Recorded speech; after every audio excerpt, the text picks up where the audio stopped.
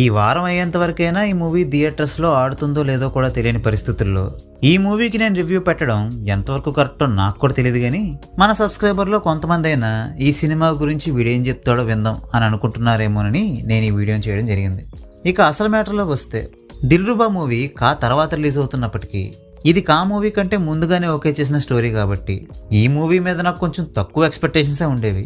ఇక ఎప్పుడైతే ఈ మూవీని నేను చూశానో నేను తక్కువ ఎక్స్పెక్టేషన్స్ని పెట్టుకోవడంలో ఏమాత్రం తప్పులేదనిపించింది. పొరపాట్లు చేసినప్పుడు సారీలు, తనకి హెల్ప్ చేసిన వాళ్ళకి థ్యాంక్స్లు చెప్పనంటాడు మన హీరో.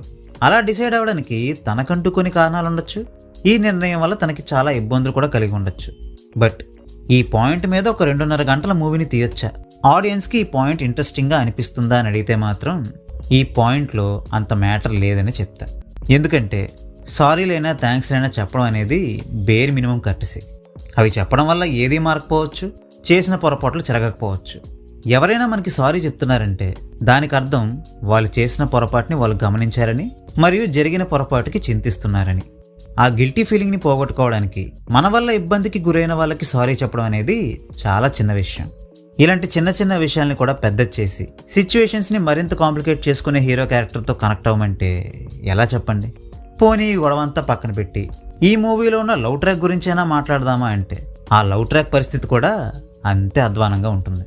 హీరోకి హీరోయిన్కి గొడవ అయితే హీరో గారి ఎక్స్ గర్ల్ ఫ్రెండ్ అబ్రాడ్ నుంచి వచ్చి హీరోని హీరోయిన్ని కలపడం ఈ మూవీలో ప్రధానంగా చూపించిన విషయం. బట్ టు బి ఫ్రాంక్, ఆ ఎక్స్ గర్ల్ ఫ్రెండ్ క్యారెక్టర్ మళ్ళీ వచ్చి హీరోని ఏమీ ఉద్ధరించలేదు కాబట్టి ఆవిడ మళ్ళీ రాకపోయినా కూడా పెద్ద నష్టం ఏమీ ఉండదు. కానీ ఏ మాటకా మాట చెప్పుకోవాలి, ఎంత ఇరిటేట్ చేసినా ఈ మూవీలో ఉన్న విలన్ క్యారెక్టర్తో పోల్చుకుంటే ఈ మూవీలో ఉండే లవ్ ట్రాకే చాలా చాలా బెటర్. ఎందుకంటే ఈ మూవీలో జోకర్ అనే ఒక విలన్ ఉంటాడు. వాడెంత జింజిరి బింజిరి బాతు బచ్చాగాడంటే ఆ క్యారెక్టర్ స్క్రీన్ మీదకి వచ్చినప్పుడల్లా ఇంకా నేను ఎందుకు ఈ సినిమాని చూస్తున్నానా అనే గిల్టీ ఫీలింగ్ లోపల తొలిచేస్తూ ఉంటుంది. దిల్రుబా అని పేరు పెట్టుకున్నందుకైనా చక్కగా ఒక లవ్ స్టోరీనే తీసుంటే పోయేది కదా. అది మానేసి ఉన్న ఫలంగా మాస్ హీరో అయిపోవాలనే ఆశయంతో ఇలాంటి ఇరిటేటింగ్ విలన్ ట్రాక్ని, యూజర్స్ యాక్షన్ ఎపిసోడ్స్ని పెడితే ఎలా తట్టుకునేది? మళ్ళీ ఇంతోటి దానికి ఈ మూవీలో ఫైట్స్ కనుక మీకు నచ్చకపోతే నన్ను చెతక్కొట్టేయండి అని మూవీ ప్రొడ్యూసర్ స్టేట్మెంట్ ఇవ్వడం ఒకటి. పాపం ఆయనకి జీవితం మీద ఆశ లేదో, లేదా ఆయనకి దెబ్బలు తినాలనే సాడిస్టిక్ ప్రెషర్స్ ఏమైనా ఉన్నాయో ఏంటో తెలియదు, కానీ జనాలకు కూడా ఆయన మాటల్ని పట్టించుకునేంత టైం లేకపోవడం వల్ల ఆయన ఆశపడ్డది నెరవేరకుండా పోయింది. ఇక పెర్ఫార్మెన్సెస్ విషయానికి వస్తే, కిరణ్ అబ్బవరం పెర్ఫార్మెన్స్లో నాకు పెద్దగా ఇంప్రూవ్మెంట్ ఏమీ కనపడలేదు. మరీ మీటర్ మూవీ రేంజ్లో ఓవర్ యాక్షన్ చేసి మెంటల్ ఎక్కించేయలేదన్న మాట తప్పితే తన గురించి చెప్పుకోవడానికి వేరే మంచి విషయాలు ఏమీ లేవు ఈ మూవీలో. ఇక Ruksar Dylan hyper active Babli cute గర్ల్లా కనబడడానికి ఏదో ట్రై చేశారు, కానీ అది కూడా పెద్దగా వర్కౌట్ అవ్వలేదు.